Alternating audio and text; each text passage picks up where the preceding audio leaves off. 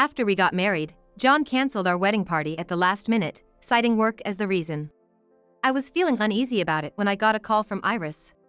She said John's name was on the list of clients getting married today. Skeptical, I rushed over and was shocked to see John exchanging vows with some unknown woman in the chapel. They moved to the main building to hold the reception. I overheard their conversation through a slightly open door of the waiting room. Man, I wonder if it was okay to cancel the party with Emily. Showing off a bride like that old hag would probably get us booed by the guests.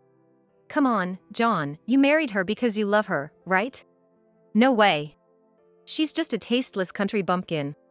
The only one I love is Isabella. Furious, I immediately called my father. Soon after, he arrived with our relatives, and we stormed into the reception. Hurry up! It's already started! You better brace yourselves. I'm going to turn your blissful world upside down soon. I'm Emily, a 42-year-old. I recently married John and now I'm working full-time while managing the household. I lost my mother to illness when I was young, so my father, who runs a real estate business, raised me with great care. I grew up adored by relatives we'd meet at family events. Upon graduating from college, I moved to the city and started living alone, thinking I'd become too dependent if I stayed with my father forever. However, our home is just an hour's drive away, so I visit easily during long weekends. My father is past his 60s, and I wanted to get married to give him some peace of mind. That's when I met John, who had come from the headquarters to help with work. John, a native of this town, had a stylish and sophisticated air about him. He was smart in his actions, good at his job, and fun to talk to. I was attracted to him and thrilled when he said, "I want to date you with the intention of getting married." So, we started dating. Eventually, he proposed to me, and I happily accepted the engagement ring. My father was overjoyed when I told him over the phone. It was then decided to introduce John to my father. Little did I know of the turmoil that was to come. My father greeted John with a big smile. "Welcome. You're just as wonderful as my daughter said." "Thank you." My father, warm and personable, and John, lively and a great conversationalist. I was relieved to see the two of them getting along, chatting enthusiastically about sports. I was glad they were getting along so well. But then, leaving my house in a happy mood and heading back to the city, I was taken aback by John's words as he looked out the window. "Man, there's really nothing around here. Can't believe you lived in such a place." Driving, I was momentarily at a loss for words. Sure, around here, it's mostly fruit orchards and houses. It's a boring view compared to the city where John grew up. But I didn't like him talking like that. I swallowed my complaint and forced a smile. "It's peaceful scenery. The starry sky is beautiful here, and it's nice and quiet. Just cross the river and there's supermarkets and stores. Ugh, I thought I smelled something. There were cows just back there. The smell might stick to my clothes. Gotta wash them as soon as we get home." John continued in a mocking tone. "Emily's place was unnecessarily large, huh? A single-story house, totally countryside vibe. See, where I'm from in the city, we have small parking and yards. I'm envious. Being from the city makes you better?" I felt disgruntled but didn't want to start a fight so early in our marriage. Just typical city folk thoughts. I told myself that and tried to suppress my irritation. A month later, we were invited to John's parents' house. As I heard, it was tucked in a corner of the city, with buildings packed tightly together. John's parents, stylish as expected, gave off a cold vibe, similar to their stylish 3-story house. It was uncomfortable how they scrutinized me, assessing my appearance. Hearing about my hometown from John, my mother-in-law sneered. "Your mother passed away from an illness? No parents together, huh? Well, it's better than them being divorced." So, they would have opposed the marriage if my parents were divorced? An outdated notion that displeased me. "Emily's from a really rural area, but she's a big landowner. Her dad runs a real estate company." At John's words, my in-laws leaned in with interest. "Landowner? Running a company? The whole neighborhood is practically Emily's family land." "Oh, that's impressive." My in-laws exchanged looks and smirked. "Take good care of John, Emily." "Yes, of course." Their sudden friendliness was met with my polite, yet strained smile. On the way home, John, gripping the steering wheel, puffed up his chest. My dad works at the big company, M Motors, at the headquarters as a manager. And mom's a homemaker. No need for her to work outside. That's impressive. I was a bit disappointed seeing John talk about my family's land as if it were his own achievement. He seemed childish. But that didn't mean my love for him had faded. After dinner with both families, we got married. A chapel or a garden at a prestigious hotel, both options offering an elegant ceremony. Having trouble narrowing down the options, I decided to take my time looking for the perfect venue. John was understanding, so I took my time to research and think things over, gathering information from the internet and conversations with married friends. However, when I finally leaned towards a garden and brought it up to John, he vehemently opposed it. I want a chapel.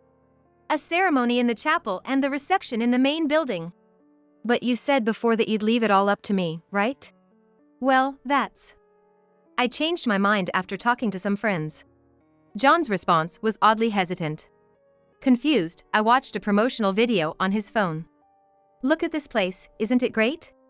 A hall adorned with colorful flowers, where the bride and groom smiled happily. It is lovely, but... Great, it's settled then. Let's go with this one. John quickly called the venue and arranged a viewing. At the venue viewing we attended together, John listened intently to the discussions about the ceremony and reception, asking the staff detailed questions. I was both surprised and filled with happiness at his earnest involvement. It was surprising to see him so enthusiastic, considering he usually doesn't show much interest in events like this. I felt warm inside, thinking he was looking forward to our wedding party. But his enthusiasm waned after the venue visit. When it came to choosing the dress, wedding rings, and planning the party, he started dragging his feet, citing his busy work schedule. Choose the dress you like, Emily. Everything looks good on you. His indifferent attitude disappointed me. It's not about that, John. I want you to see it.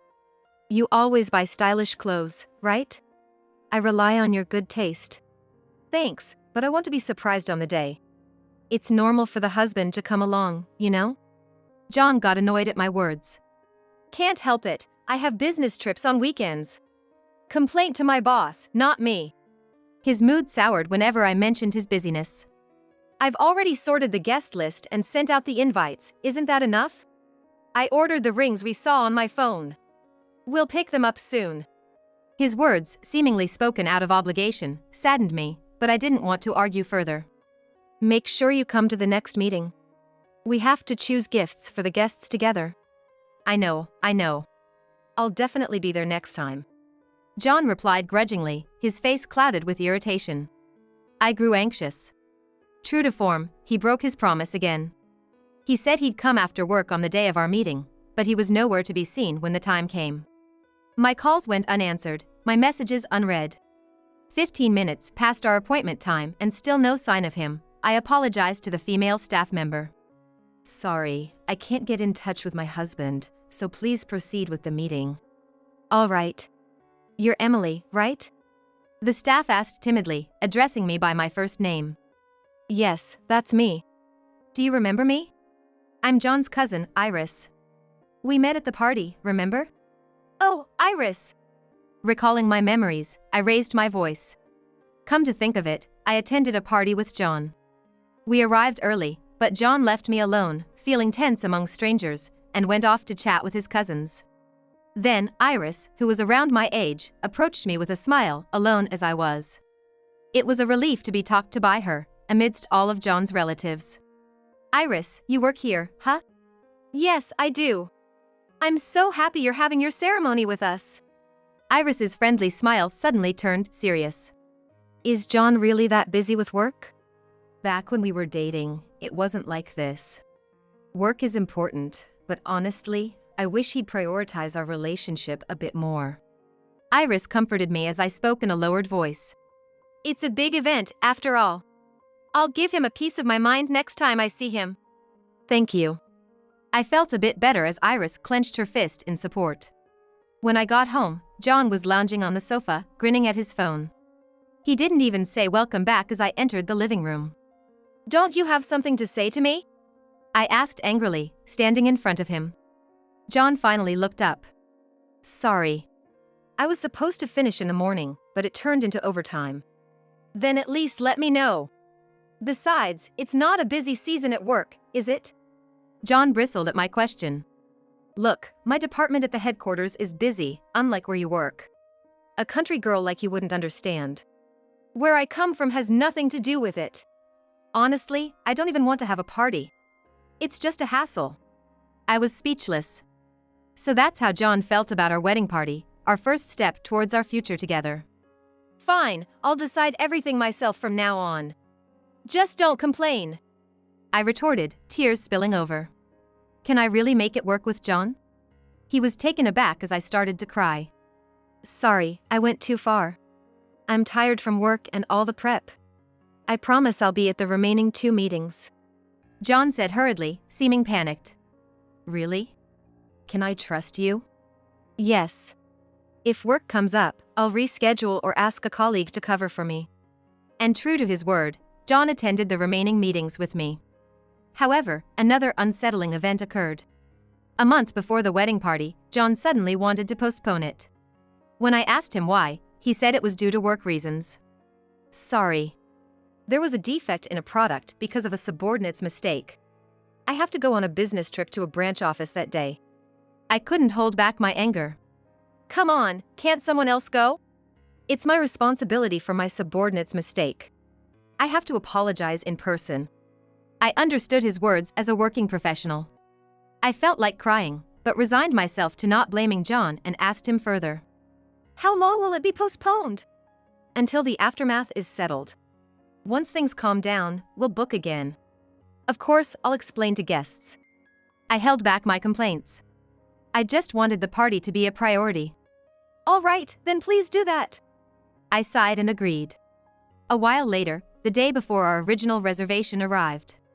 John left on his business trip as planned. As I was getting ready to go out, my phone rang. It was Iris. I was shocked by what she told me. What?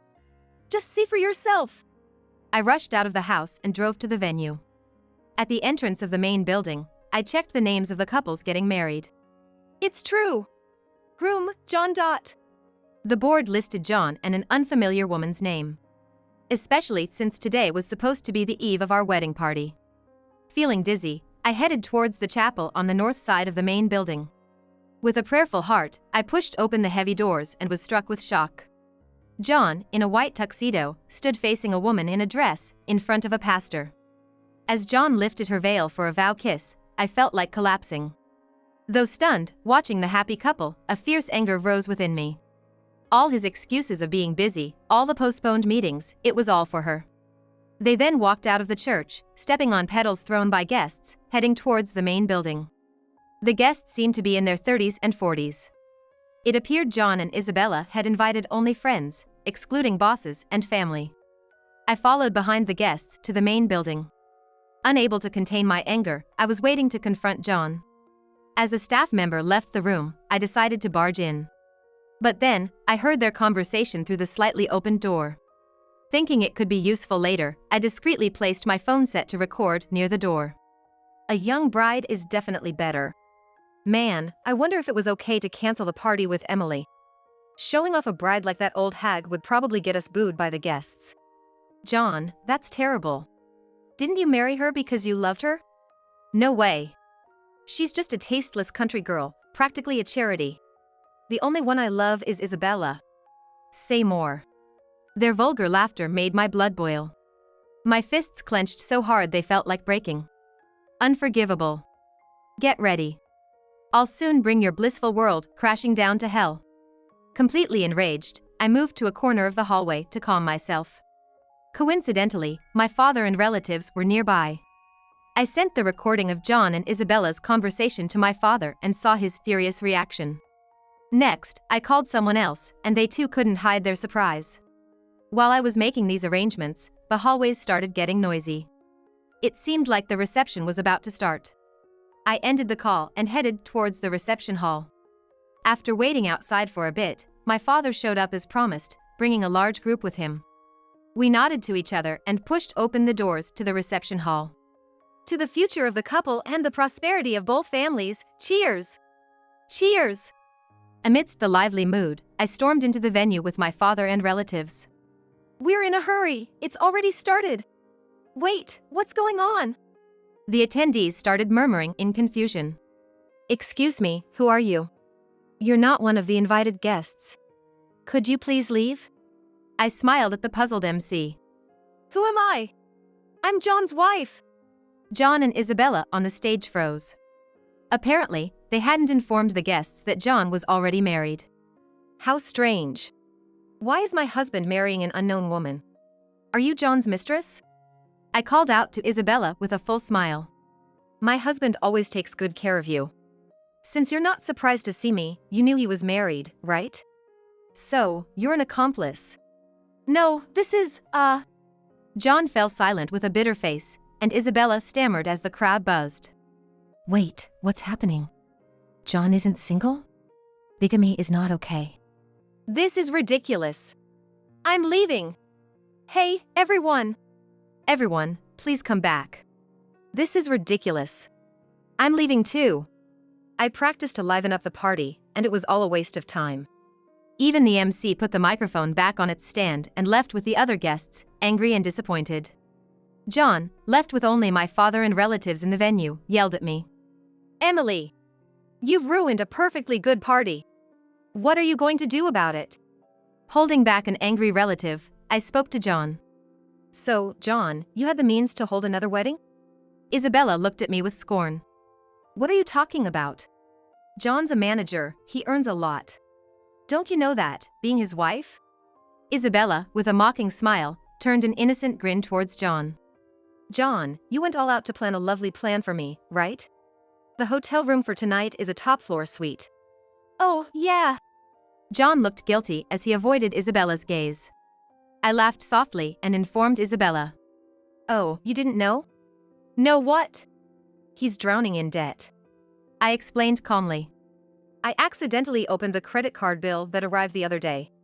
The amount due on the revolving credit was shockingly high. Isabella looked at John in disbelief. John had a grimace on his face, turning away from Isabella. He earns a lot, but he spends more than his income on clothes, bags, watches. Always buying the latest high-end brands. He's just showing off. When I showed Isabella the copy of the credit card statement I had prepared, she turned pale.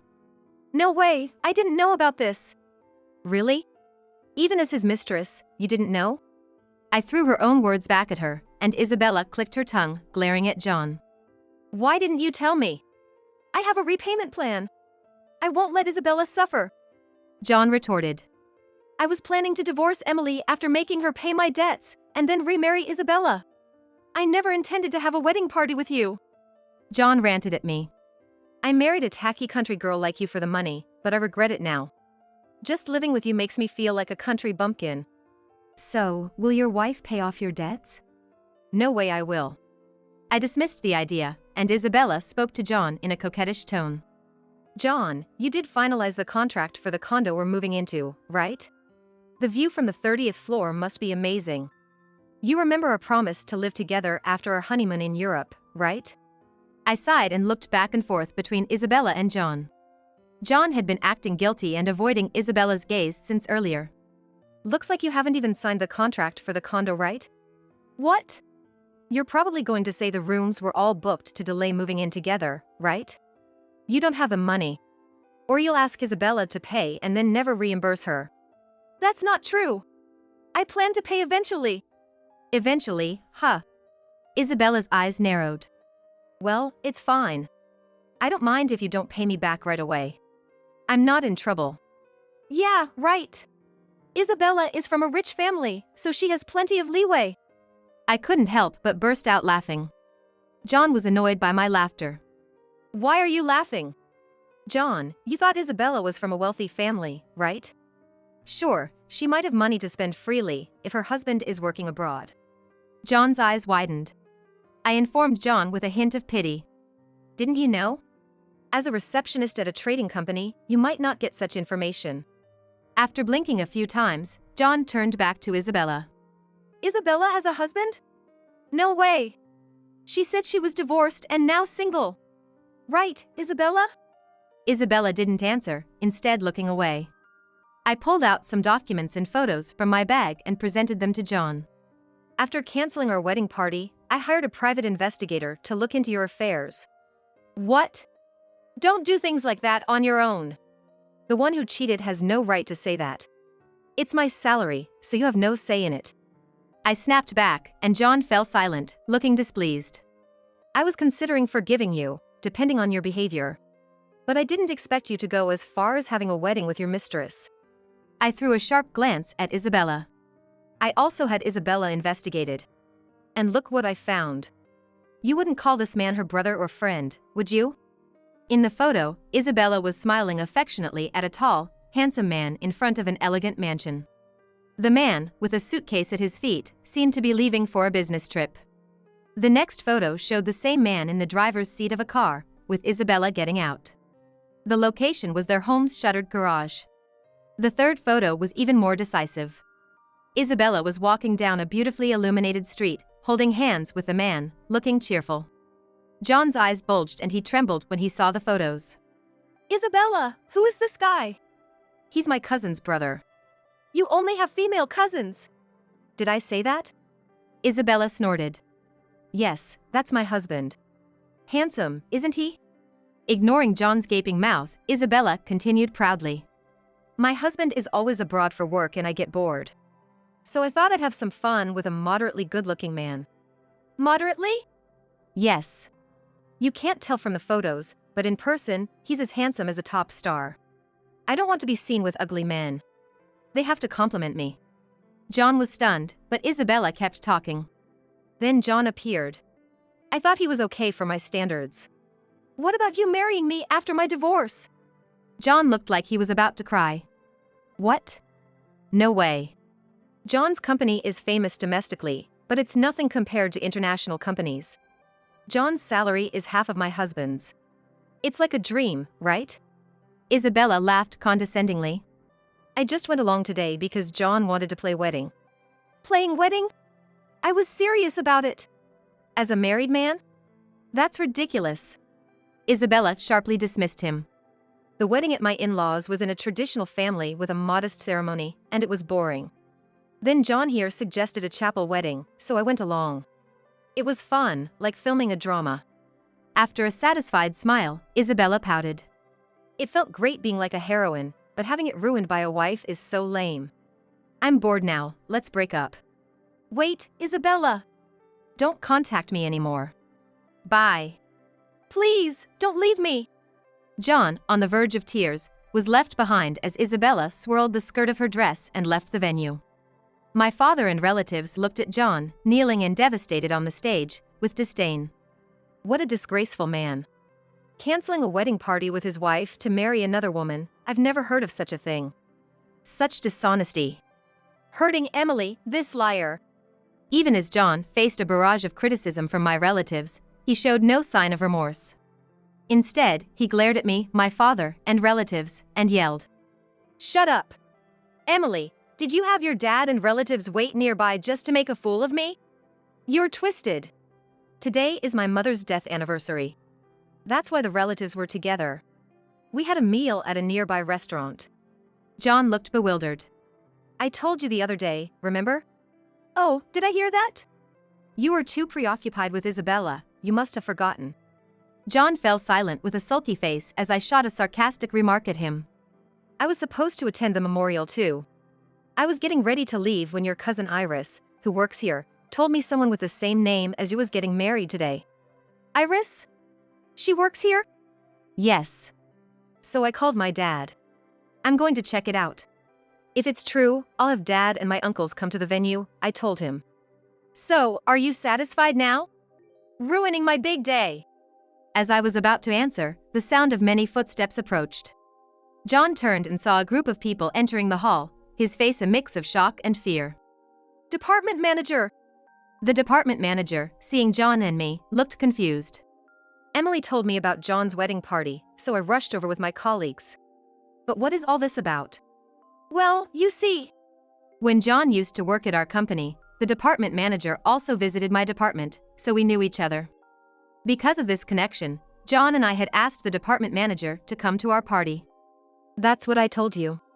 John's party was supposed to be postponed, and no new date had been set. The department manager's colleagues frowned. The younger man in the back, crossing his arms, nodded in agreement. It was said to be due to Emily's circumstances, so the date was still on hold. So I was being blamed. Yes. But then we heard from the department manager, it seems there was a mistake about the date. It is today, so we hurried over. I'm sorry for the sudden call and inconvenience. I apologized to the manager and his colleagues. There won't be a party with this man anymore. Of course not. John retorted sharply. I was a fool to marry someone like you. You've embarrassed me. That's my line, John. The department manager spoke sternly to John. You've disgraced me as your matchmaker. What? No, I didn't mean to. You were talented and respected by your juniors. I had high expectations, but you've disappointed me. The department manager looked coldly at John. I'll report this to the president. Forget about any promotion. What? Just for an affair? John's casual remark drew looks of disgust from his younger colleagues. John, marrying a mistress is not normal. John, so that's who you are. The team leader position will be reassigned too, right? We should ask someone else to take over. Agreed. The department manager and his colleagues left. Am I being removed from the project? No way.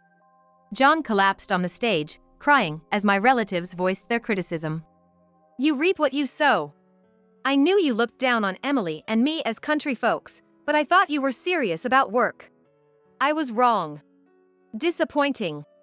My usually gentle father, filled with anger, told John off, and John hung his head in embarrassment. The next day at work, John was like a person walking on pins and needles. John is ungrateful. Despite asking the department manager to be a matchmaker, he married his mistress and was planning to divorce his wife. Such talk spread throughout the company and even reached our clients. John, who had been top in his department, lost the trust of his bosses, colleagues, and clients, tumbling down from his career path in an instant. Unable to bear the cold stares from everyone, John left the company before being transferred to a regional branch. His convenient plan of deceiving me to pay his debts, then divorcing me and remarrying Isabella. Such a convenient plan being ruined, it seems John was deeply upset. He went crying to his parents' home, but his in-laws, informed by Iris about the cause of the divorce, were furious. What a disgraceful thing you've done. We're being talked about by all our relatives. Marrying your mistress is not something a sane person does. We're cutting ties with you. Don't contact us ever again. He was disowned by his own family. His huge fashion debts, the cancellation fee for our wedding party, compensation to the venue for the disturbance with Isabella's party, and alimony to me. John ended up having to pay off all these debts himself, debts that he had accumulated in an attempt to make a lump sum repayment. He attempted to find a full-time job using his career experience, but was turned down due to his age, then ended up only getting a part-time job. To pay off this enormous amount, he had to juggle multiple part-time jobs, working from early morning till late at night, seemingly having no time to even care about his appearance. The last time I saw him on the street, he was gaunt with stubble and noticeable white hair, hardly recognizable. As for Isabella, she caught cheating by her husband, was divorced and kicked out of the condo. She is now desperately working every day to make ends meet. Divorcing within a year of marriage.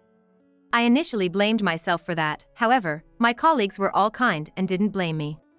Thanks to them, I could focus on work again after a while. Being entrusted with training new employees and selected for the project development team, I've been advancing my career and am now living a fulfilling life.